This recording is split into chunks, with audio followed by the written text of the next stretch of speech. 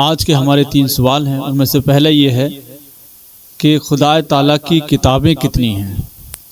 اور دوسرا سوال ہے کہ پورا قرآن مجید ایک دفعہ اکٹھا نازل ہوا یا تھوڑا تھوڑا، اور تیسرا سوال ہے کیا قرآن کی ہر صورت پر ایمان لانا ضروری ہے۔ تو ہمارا پہلا جو سوال تھا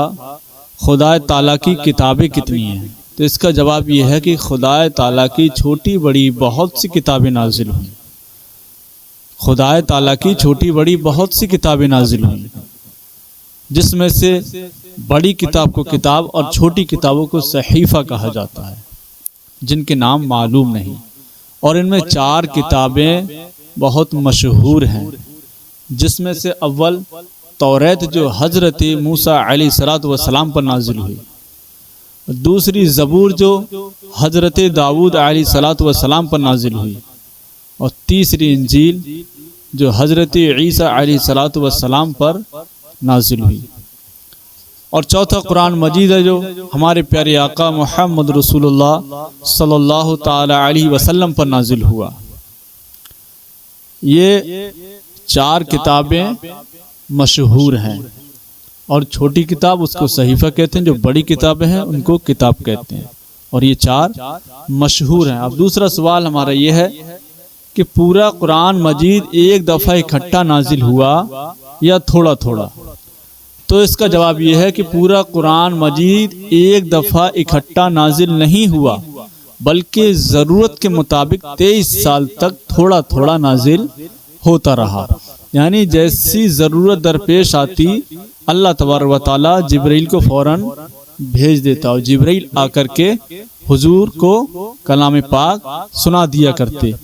اور میرے آقا سید کونین صلی اللہ علیہ وسلم اس کو یاد کر لیا کرتے، اور جو صحابہ آپ کے ساتھ میں ہوا کرتے تھے وہ صحابہ وہیں پر لکھ دیا کرتے تھے، کہیں کھجور کی ٹہنیوں پر، کہیں پتھروں پر، درختوں پر، جہاں قرآن نازل ہوتا تو صحابہ اکرام جو حضور کے ساتھ میں رہا کرتے تھے وہ فوراً وہیں پر لکھ دیا کرتے تھے۔ اور تیسرا سوال یہ ہے کہ قرآن کی ہر صورت پر ایمان لانا ضروری ہے، تو اس کا جواب یہ ہے ہاں، قرآن مجید کی ہر صورت، ہر آیت، ہر حرف پر ایمان لانا ضروری ہے۔ اگر کوئی بھی شخص قرآن مقدس کی ایک بھی آیت کو جھٹلائے یا پھر یہ کہے کہ قرآن جیسا نازل ہوا تھا ویسا نہیں ہے بلکہ گھٹا بڑھا دیا گیا ہے، تو وہ کافر ہے۔ کلام اللہ جیسا نازل ہوا تھا آج بھی اس کے اندر وہی الفاظ ہیں۔ یہ عقیدہ ہے ہم سنی، حنفی، رضوی، اہل سنت والجماعت کا، کہ کلام اللہ جیسا نازل ہوا تھا آج بھی ویسا ہی نازل ہے، کیونکہ اس کی حفاظت کی ذمہ داری خود اللہ تبارک و تعالیٰ نے لی ہے۔ اس میں کسی کی ضرورت نہیں ہے کہ کوئی اس میں ایک حرف بڑھا سکے یا پھر گھٹا سکے۔ جو اس میں بڑھانے یا گھٹانے کی کوشش کرے گا تو اللہ تبارک و تعالیٰ اس کو ہی ہٹا دیتا ہے، اللہ اس کو ہی بیچ میں سے ہٹا دیتا ہے۔ جیسے کہ اگزامپل آپ کے سامنے ہوں گے، کتنے سارے لوگ کلام اللہ کو تبدیل کرنے کے لیے آئے، کتنے سارے لوگوں نے اس کو بدلنا چاہا، لیکن کلام مقدس کو تو وہ نہ بدل سکے، یہاں تک کہ وہ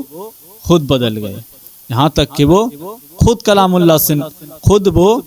دین سے نکل گئے۔ جنہوں نے چاہا نا قرآن مقدس کے اندر سے کہ اتنی آیتیں نکالی جائیں، یا پھر وہ نکالا جائے، یہ نکالا جائے، اتنا بڑھایا جائے، اتنا گھٹایا جائے، لیکن وہ قرآن مقدس کا ایک بھی زبر زیر پیش نہ ہلا سکے، خود ہل گئے۔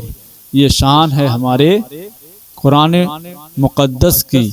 1400 برس سے ایسا ہی چلا رہا ہے، اور انشاءاللہ تعالی قیامت تک ایسا ہی رہے گا، اس کو کوئی بھی مٹانے والا